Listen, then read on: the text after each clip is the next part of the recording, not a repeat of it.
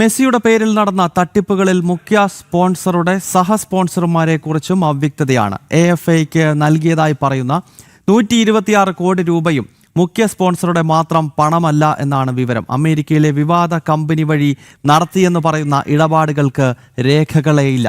ജിജീഷ് കരുണാകരൻ കൊച്ചിയിൽ നിന്നും ചേരുകയാണ്. ജിജീഷ്, ഈ 126 കോടി കൈമാറിയെന്ന് പറയുന്നതിന് രേഖകളില്ല. ഇതുമായി ബന്ധപ്പെട്ട് ആകെ പുകമറ മാത്രമാണ് ഉള്ളത്. അപ്പോൾ ഈ സഹസ്പോൺസർമാർ സംബന്ധിച്ചും ഇപ്പോൾ വലിയ അവ്യക്തത നിലനിൽക്കുകയാണ്.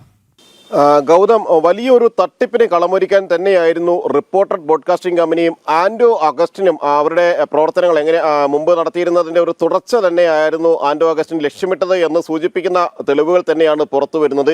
ഈ 126 കോടി രൂപ കൈമാറി എന്ന് പറയുമ്പോൾ ആ 126 കോടി രൂപ കൈമാറിയതിന് യാതൊരു രേഖകളുമില്ല.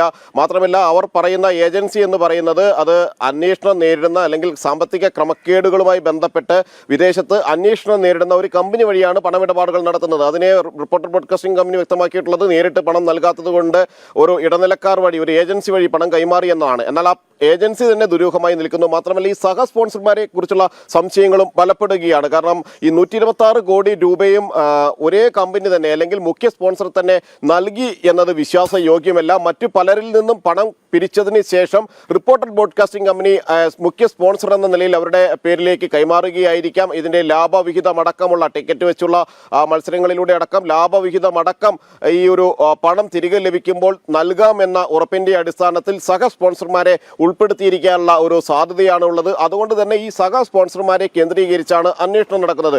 അങ്ങനെയെങ്കിൽ ഈ 126 കോടിയിൽ എത്ര രൂപയാണ് റിപ്പോർട്ടർ ബ്രോഡ്കാസ്റ്റിംഗ് കമ്പനി യഥാർത്ഥത്തിൽ ചെലവഴിച്ചിട്ടുള്ളത്? 1 രൂപയെങ്കിലും ചെലവഴിച്ചിട്ടുണ്ടോ? മറ്റ് ഏതെല്ലാം കമ്പനികളാണ് ഇതിന്റെ ഭാഗമായി ആൻഡോ അഗസ്റ്റിന് പണം കൈമാറിയിട്ടുള്ളത്? തങ്ങളെ സഹ സ്പോൺസറാക്കണമെന്ന് ആവശ്യപ്പെട്ടുകൊണ്ടോ അല്ലെങ്കിൽ റിപ്പോർട്ടർ ബ്രോഡ്കാസ്റ്റിംഗ് കമ്പനി അങ്ങോട്ട് നിർദ്ദേശിച്ചതോ അപേക്ഷിച്ചതോ അഭ്യർത്ഥിച്ചതോ അടിസ്ഥാനത്തിൽ പണം കൈമാറിയിട്ടുള്ള ഏതെല്ലാം സഹ സ്പോൺസർമാരാണ് ഉള്ളത്, അവരുടെ സാമ്പത്തിക ഇടപാടുകൾ എങ്ങനെയെല്ലാമാണ് എന്നിവ കേന്ദ്രീകരിച്ചെല്ലാം തന്നെയാണ് പ്രധാനമായും ഇപ്പോൾ അന്വേഷണങ്ങൾ നടക്കുന്നത്. ഒരേ സമയത്ത് സെൻട്രൽ GSTയുടെയും സ്റ്റേറ്റ് GSTയുടെയും എല്ലാം അന്വേഷണം നടക്കുന്നതിനൊപ്പം തന്നെയാണ് ഇത്തരത്തിൽ സഹ സ്പോൺസർമാരെ കേന്ദ്രീകരിച്ച് എൻഫോഴ്സ്മെന്റ് ഡയറക്ടറേറ്റിന്റെ ഫെമ ലംഘനത്തിലുള്ള കേസ് വരാൻ പോകുന്നു. അതുമായി ബന്ധപ്പെട്ട അന്വേഷണത്തിലേക്ക് കടക്കുന്നു. പ്രാഥമിക അന്വേഷണത്തിൽ തന്നെ ഫെമ ലംഘനം നടന്നിട്ടുണ്ട്. വിദേശ നാണ്യ വിനിമയ ചട്ട ലംഘനം നടത്തിയിട്ടുണ്ട് ഈ സ്ഥാപനം എന്ന കാര്യം അന്വേഷണ സംഘത്തിന് ബോധ്യമാകുന്നുണ്ട്.